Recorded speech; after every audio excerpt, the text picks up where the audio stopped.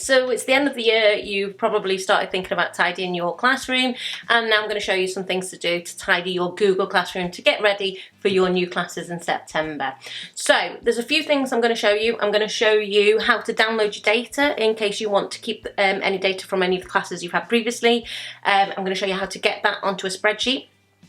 I am going to show you how to get archive a class. I'm going to show you how to make sure all the work is returned, and I'm going to show you how to delete the calendars. So there's 4 things I'm going to go through with you during this video. So the first thing I'm going to show you is how to get some information, download the data from a class. Okay, so you might want this anytime. So the first thing you need to do is you might go into grades and you think, right, how do I get the information from this class? From grades, you can't actually get the information from this class into a spreadsheet. What you can do is pick any of the assignments though, go into any of the assignments and click the cog up here at the top, download or copy all grades into a Google Sheet. You can download just these grades, but I would suggest you copy all grades into a Google Sheet. So this would download all of your homeworks, all of your Google Classroom grades into a Google Sheet. So here they all are, and they're all arranged in order they would be arranged in the date that you set them. You've got all the students down at the side, and what you can do then is you can easily manipulate this data. Now, as you can tell, there's not much data in this spreadsheet, but you might want to know how many pieces of work a class has done. You can use a simple formula to work out how many pieces a class has done. So all I use is I insert a row to the left, I use count A, open brackets, and then highlight everything I want to count. Now I know there's no data here, and there we go. So we know that this student here did 1 piece of work, right? Using the same formula, I know that there was 18 pieces of work for them to do. They only completed 1. If there was more data in, it would just count how many pieces of data. So they've now done 2. Okay, so you can see how many pieces of work they've done. So if that's just something you want to know how many they've done, how many of the assignments they've been set. Okay, so that's the first thing, how to download the data from Google Classroom. So the second thing I'm going to show you is how to tidy it up. Okay, so at the end of the term, end of the year, what you need to do is you need to make sure that you have returned all of your pieces of classwork.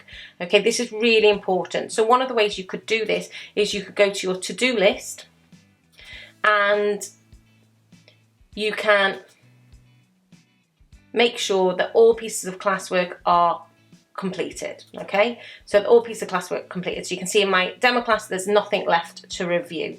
So if I picked a different class, you can see pieces of work here that need to be marked or returned. Now it's really important that you return every piece of classwork, because if it's been handed into you, you have become the owner of that piece of work. You have access to it, to edit it, whereas the student does not have access to edit it. Okay, it's really important that you return every piece of work so they have got access to edit it. They become a viewer when they've handed it into you because you have access to edit it. So you need to make sure all pieces of work are handed back to the student before you do anything more. Okay, so this is a great point for a word of warning. In your Google Drive, when you started using Google Classroom, there was automatically set up a folder called Classroom. Okay, do not delete this folder. Don't think you're tidying it up, it's here. Do not delete Classroom. That is where everything that you have used is in there. That's where all the kids' work is, everything. Do not delete that. Okay, if you're using G Suite for Education, which you would be if you're using Google Classroom, then you have unlimited amounts, so don't even open that folder. It's everything stored in there. Just leave it as it is. Don't try and tidy it, don't try and organize it, just leave it as it is. It's doing just fine. Okay, so now you have come to the end of the year and you want to sort out your classes. You finish with some classes, you don't need them anymore, you want to clear your dashboard, ready to get started for your new classes. So I've got loads of classes here, I want to get rid of them and get sorted. So what you need to do is you need to click on these 3 dots here and you need to archive the class. Now this will archive it it will not delete it. This means that you and the students could go back to it and reuse that if you needed to. Okay, so here it is. It gets in archived classes. There's my classes. Okay, so I could reinstate that class if I wanted to, restore it, but even better, what I can do is still use those classes to reuse assignments. So if you've got classes that you've used this year, maybe year 10 class, you want to reuse the same assignments into your this year's year 10 class, you can still reuse them from an archived class. Okay, so don't delete them, just archive them. They will then disappear from the top screen. Okay, so we've looked at how to archive a class, how to download the data, how to make sure you don't get rid of the classroom data, returning the work, making sure that the ownership goes back to the students so they have access to it, so they can use it again. The final thing I want to show you is how to get rid of the calendar. Now, go into your Google Calendar.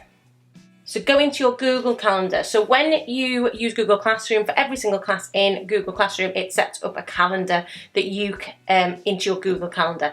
Now, if you've been using Google Classroom for a while, this could end up becoming very messy. So what you need to do is you could just click on the 3 dots and hide it from the list, but you don't need it anymore. If it's a class you had last year, you don't need it anymore. So just click on the cross, get rid of it. Okay, so you need to get rid of all the classes that you no longer need, for next year. Remove the calendar. And that's it. So before the start of the new year, get your classroom tidy. So get rid of your calendars, archive your classes, make sure you've returned all the pieces of work back to the students so that they have ownership so that they can use it again, and don't touch that Google Classroom folder in your Google Drive. Don't start tidying there. Don't forget, you can also download any of the grades if you want to hand them on to another member of staff, or you want to keep them for your own use, or for assessment for learning to know what the student needs to do further. If you think this video is helpful, give it a like. Let me know if I can help you any further. Thanks.